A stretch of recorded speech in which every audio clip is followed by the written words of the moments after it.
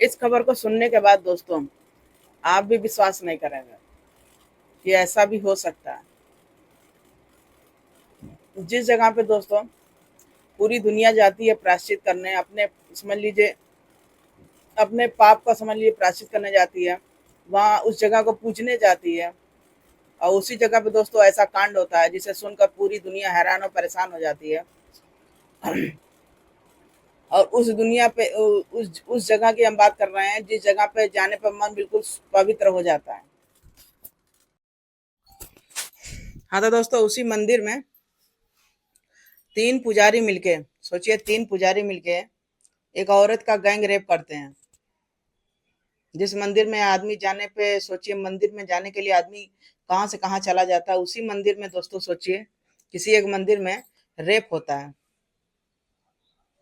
जिस मंदिर में जाने से आदमी का मन साफ होता है, स्वच्छ होता है, और उसी मंदिर में अगर सुनिए कि रेप हुआ, तो सोचिए कि मतलब आदमी शर्म से लाल हो जा रहा था ये सब बात सुनने के बाद। तो दोस्तों जब ये ब्लॉग हम भी पढ़े तो आपके साथ हमने कल अब शेयर करते हैं कि अब दोस्तों कोई भी जगह सेफ नहीं बचा है, सुरक्षित नहीं बचा है जहां पर कोई सुरक्षित रह सके। आदमी ये कहता है चलो मंदिर चलते हैं, भगवान के शरण में जाएंगे, लेकिन दोस्तों कहीं भी आदमी सेफ नहीं है। तो दोस्तों ये छोटा सा ब्लॉग आप लोग साथ शेयर कर रहे हैं। तो दोस्तों जो एक औरत रहती है, कैसे उसका तीन पुजारी जो रहते हैं गैंग रेप करते हैं, और रेप करने के बाद उसके साथ क्या दुर्दशा करते हैं और क्या सीन क्रिएट होता है, सब आपको बताएंगे इस छोटे से ब्लॉग में। तो दोस्तों जो तीन पुजारी रहते हैं वो औरत का जो है, औरत जो है रात में झगड़ा उगड़ा करके चाहे किसी कारण से घर से बाहर निकलती है। अब रात में कोई कारण से तो औरत निकलेगी नहीं खुशी मनाने के लिए, जाहिर से उसके साथ कुछ हुआ था। और उसके साथ ऐसा क्या हुआ था कि एक बच्चे को, छोटा बच्चे लेकर 12 बजे रात को घर से उसको निकलना पड़ा। और घर से निकलने के बाद वो औरत आखिर मंदिर ही क्यों गई? अपने मायके जा सकती थी, अपने माँ बाप के यहाँ जा सकती थी, अपने भाई के यहाँ जा सकती थी। वो ये सब जगह ना जाके दोस्तों सोचिए मंदिर ही गई, कि सोची चलो अच्छा मंदिर में जाएंगे, भगवान के शरण में रहेंगे। और कहीं भी जाने से अच्छा आदमी यही सोचता है चलो अच्छा भगवान के तीरथ चलते हैं। किसी के यहाँ जाने से, खाने से अच्छा है भगवान के पास चलते हैं, वहां शांति मिलेगी। और जब दोस्तों आपको सुनने में आया कि वहां शांति ना मिलके सोचिए अशांति मिली, और ऐसा दर्दनाक सीन क्रिएट हुआ सुनने को मिला, तो सोचिए किसी पर क्या बीतेगी। तो दोस्तों जो औरत रहती है वो जाती है मंदिर में, और मंदिर में दोस्तों उसके साथ गैंगरेप होता है। और जब गैंगरेप ऐसा होता है कि जिसे सुनने के बाद पूरी दुनिया हैरान और परेशान, कि ऐसा भी कौन राक्षस हो गया मंदिर में, सोचो राक्षस से भच्चक हो गया कि वहां भी कोई सेफ नहीं है। तो दोस्तों उस औरत के साथ रेप के बाद उसके साथ ऐसा दुर्दशा होता है, ऐसा होता है कि तीन पुजारी सोचते हैं कि हम बच जाएंगे, लेकिन कहने मतलब है लाख अगर कोई चोरी करे, चमारी करे, कोई भी चीज करे, तो जरूर अपना एक पीछे जो है चिन्ह छोड़ जाता है। ऐसे ही तीन पुजारी भी थे। उस औरत को तो इतनी बुरी तरीके मारे थे, सब कुछ कर देते हैं उसके साथ, और उसको जो है ऊपर से जो है किले से गड्ढे में फेंक देते हैं। और फेंकने के बाद वो लोग सोच रहे थे हम सुरक्षित हैं, सेफ हैं, बच जाएंगे। और इसी प्रकार पुजारी का जो मुखौटा है हम लोग पहन के सुरक्षित रहेंगे, और दुनिया की नजर में हम लोग भगवान बन जाएंगे। तो दोस्तों कहीं ना कहीं पुलिस के अगर हाथ आदमी पड़ जाए तो कोई बचने वाला नहीं है। यहाँ भी दोस्तों इसी प्रकार होता है। तो चलिए देर न करते हुए आपके साथ हम इस ब्लॉग को शेयर करते हैं। तो दोस्तों जो औरत रहती है उसके साथ कैसे क्या घटना घटित होती है, चलिए हम इस ब्लॉग के जरिए आपके साथ शेयर कर रहे हैं, और आप सुनिए, अच्छा लगे लाइक शेयर कमेंट जरूर करिएगा। तो दोस्तों ये छोटा सा ब्लॉग है, नवी मुंबई का है। वहीं पर दोस्तों, वहीं पर एक गांव पड़ता है बेलापुर, छोटा सा गांव रहता है बेलापुर। तो वहीं की रहने वाली लड़की रहती है, उसकी अच्छी खासी शादी होती है। शादी के बाद दोस्तों अपने ससुराल आती है। और जब ससुराल आती है तो जाहिर सी बात है किस्मत की बात होती है, किसी लड़की को अच्छा मिला, किसी को नहीं ससुराल अच्छा मिलता है। लेकिन ससुराल का नाम ही बदनाम है। यहाँ पर जो लड़की थी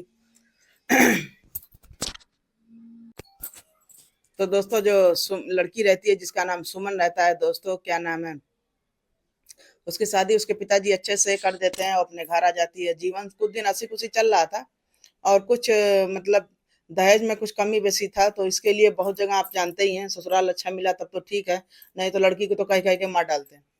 यहाँ भी दोस्तों सुमन थी, उसके ससुराल में सब कुछ अच्छा था, उसका पति भी सही था, लेकिन कहीं ना कहीं जो है अपनी लड़का जो अपने माँ के कहने में ज्यादा चलता था। इस प्रकार दोस्तों लड़की तो कभी खुश रही नहीं थी। जो सुमन थी उसके तो जिंदगी में कभी खुशी थी ही नहीं। वो खुश रहना भी चाह रही थी तो उसकी सास नहीं रहने देती थी। अब इस प्रकार दोस्तों दिन बीत रहा था, बीत रहा था, लेकिन आखिर लड़की कब तक बर्दाश्त करेगी, क्या करेगी।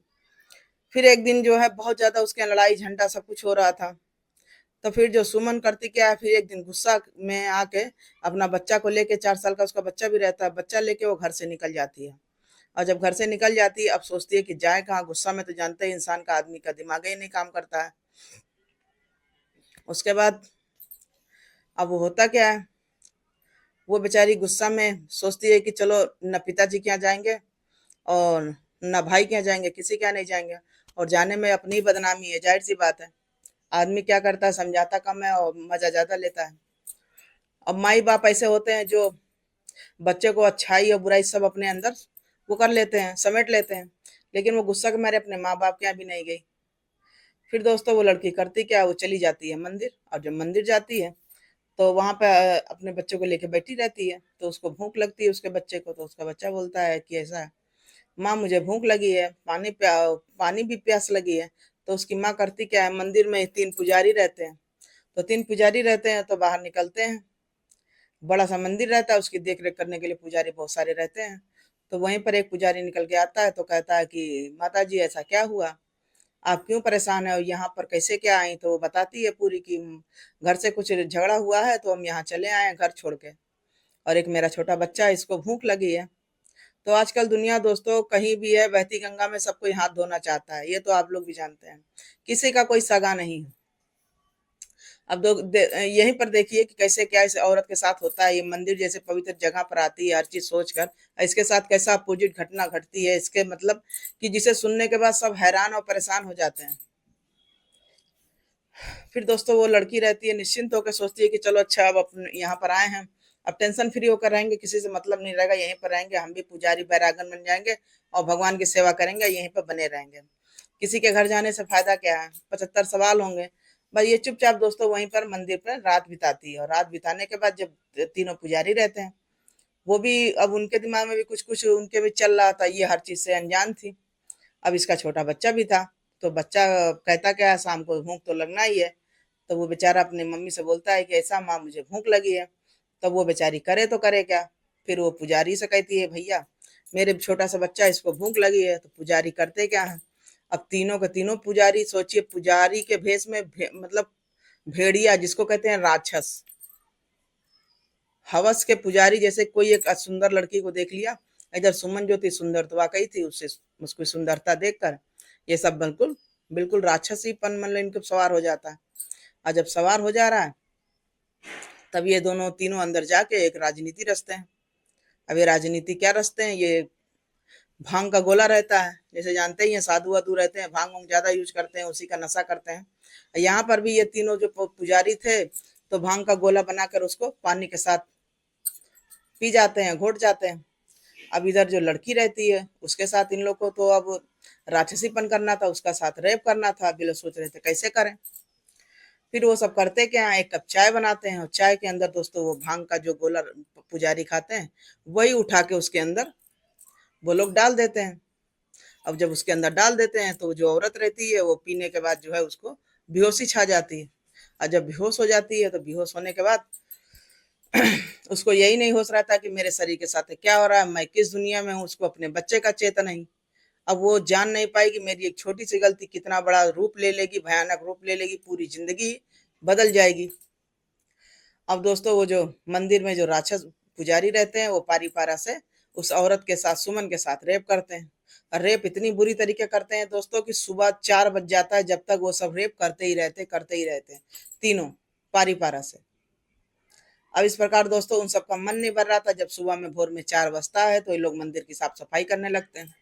और जब साफ सफाई होता है तो दोस्तों उस बीच अब ये सोचते हैं कि इस लड़की का हम लोग करें क्या।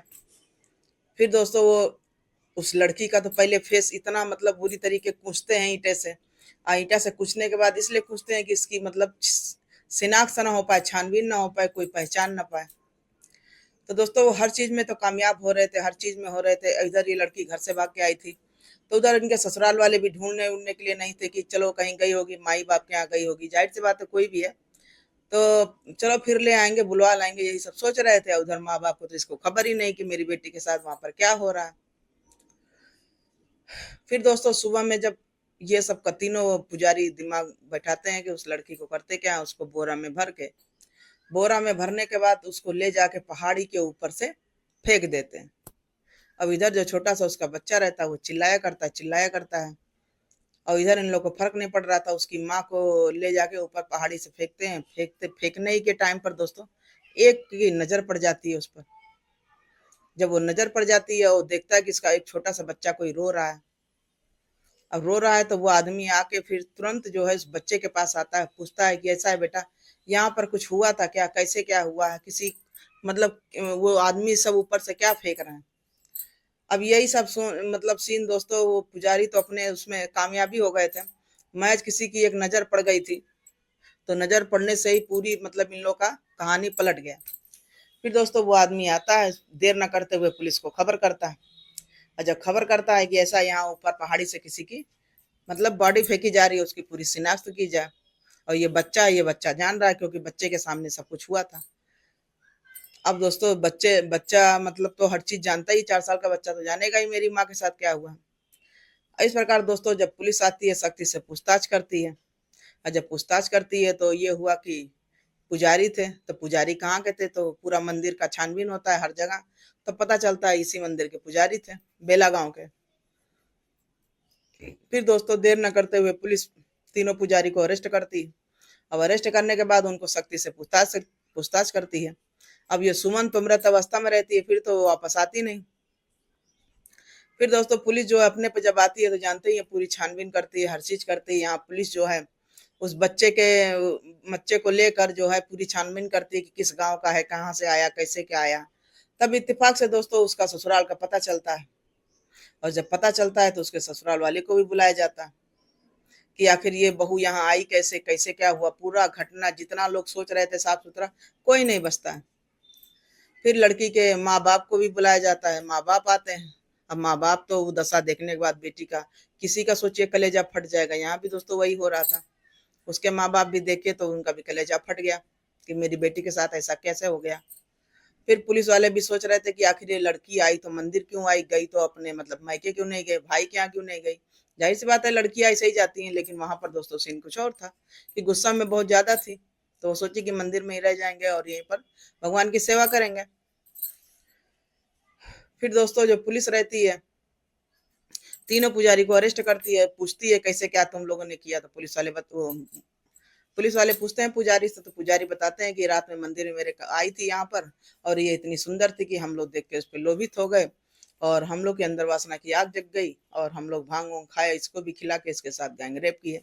और रेप करने के बाद हम लोग सोचे इसको मार के ऊपर से फेंक देंगे और फिर हम लोग साफ सुथरा हो जाएंगे, पुजारी के लेवल में आ जाएंगे। लेकिन दोस्तों सब कहना आसान नहीं होता है। फिर दोस्तों कहीं ना कहीं जो पुलिस है सख्ती से फिर पूछताछ करती है। पूछताछ करने के दौरान जो लड़की के मायके वाले रहते हैं वो भी बोलते हैं कि कहीं ना कहीं दोषी तो इसमें तो इसके ससुराल वाले हैं, उनको तो पहले अरेस्ट किया जाए, क्योंकि शादी में इतना कुछ देने के बाद भी ससुराल वालों की हवस नहीं पूरी हुई दहेज का। यहाँ तो पुजारियों को शरीर की हवस थी, या उनके ससुराल वालों को पैसे की हवस ना होती तो उस लड़की को ऐसा करने के कदम उठाने की क्या जरूरत पड़ती। आखिर दोस्तों आजकल दुनिया में यही हो ही रहा है, लड़कियों को दहेज के पीछे सोचिए कितना प्रताड़ित किया जा रहा है, सब कुछ किया जा रहा है। कहीं ना कहीं इसी के वजह से दहेज की के वजह से ही आज सुमन की जान चली गई। ना उसको प्रताड़ित करते और ना उसके साथ ये कर्म होता। क्योंकि आज हर जगह लिखा जरूर रहता है दुल्हन ही दहेज है, लेकिन कोई दुल्हन को दहेज नहीं समझता है, बस उसको दहेज चाहिए। सत्यता यही है कि पैसा पैसा उसको चाहिए। यहाँ भी दोस्तों यही सब हो रहा था, उनको पैसा चाहिए था। बेचारी सुमन के माँ बाप बहुत गरीब थे, जो कि 4 साल का एक बच्चा भी था, लेकिन नहीं समझे इंसान को तो कोई क्या करेगा। जैसे ही सुमन के साथ हुआ वैसे ही आए दिन केस आए दिन होता ही रहेगा, अगर दहेज प्रथा बंद भी नहीं हुई तो। इस प्रकार दोस्तों उसके जो माँ बाप रहते हैं उनके ससुराल वालों को भी अरेस्ट कराते हैं, उसके पति को भी अरेस्ट करवाते हैं, उसके सास को भी अरेस्ट करवाते हैं। शायद जाहिर सी बात है उस दोषी तो कहीं ना कहीं हद तक वो भी थे, क्योंकि वो लोग अगर परेशान ना करते बेचारी घर से निकलती ना 12 बजे रात को। तो दोस्तों एक छोटा सा ब्लॉग आप लोग साथ शेयर किए थे, कैसा लगा, अच्छा लगा और लाइक शेयर कमेंट जरूर करिएगा। बहुत ही दुखद ब्लॉग था दोस्तों कि कैसे एक लड़की के साथ कैसे क्या हुआ, और ऐसी जगह पर हुआ जहां पर पाक सुरक्षित है, उस जगह को वो लोग गंदा कर दिए मैथ हवस के चक्कर में। तो दोस्तों इस ब्लॉग छोटा सा आपके साथ शेयर करने का मतलब ये नहीं था किसी का मन को आघात पहुंचाना, चोट पहुंचाना, बस आपको जागरूक करना था कि दुनिया में ये कोई भी जगह दोस्तों सुरक्षित नहीं है। आदमी सोचता है भगवान का घर है तो भगवान का घर भी सुरक्षित नहीं है, क्योंकि वहां पर पुजारी के भेष में राक्षस भेड़िया घूम रहे हैं। कहीं भी आप चले जाइए, मंदिर मस्जिद कहीं भी चले जाइए, कहीं भी सुरक्षित नहीं है, सिवाय जब तक कि आप जागरूक नहीं होंगे। अगर हमारी बात आपको सही लगेगी तो कमेंट में जरूर बताइएगा कि किस हद तक बात हम सही कह रहे हैं। और कोई भी दोस्तों अपना भी कोई सगा नहीं है दुनिया में, बस जब तक कि अपना का कोई जागरूक ना हो। और बहुत सी लड़कियों को सोच समझ के कदम उठाना भी चाहिए। झगड़ा लड़ाई हो भी जाए तो सोच समझ के घर में रहे और माँ बाप से अपने शेयर करे, कुछ गलत कदम ना उठाए। उठाने का ही नतीजा दोस्तों यही गलत होता है, क्योंकि औरत औरत ही होती है, वो तो आप लोग भी जानते हैं। और दुनिया में तो जान ही रहे हैं कितने राक्षस भेड़िया घूम रहे हैं। तो इन सब से बचने का सिर्फ एक ही समाधान है कि भैया अपने को जागरूक रखें, सतर्क रखें और सावधान रहें। तो चलिए मिलते हैं अगले ब्लॉग में।